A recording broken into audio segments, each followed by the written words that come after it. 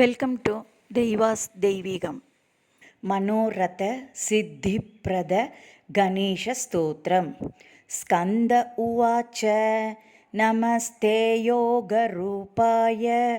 சம்பிரஜானசரீரிணே அசம்பிரஜானமூர்த்னே தே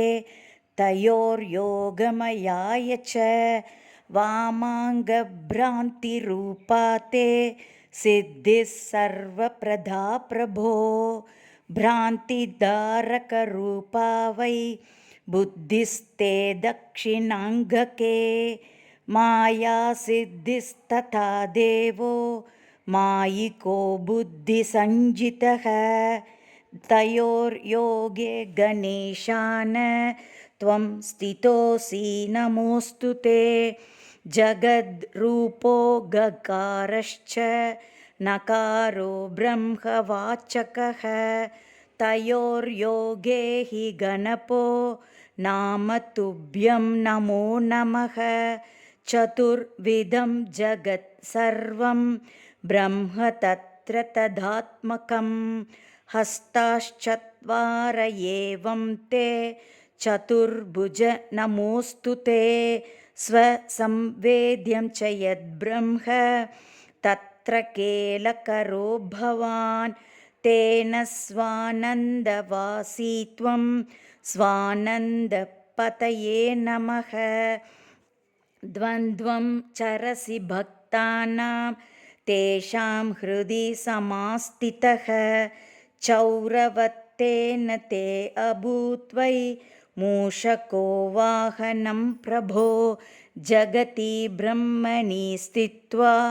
भोगान् पुंक्षि स्वयोगगः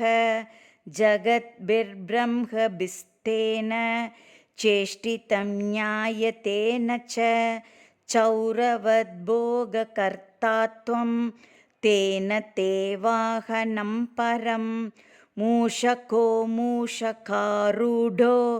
हेरम्भाय नमो नमः किं स्तौमि त्वां गणाधीश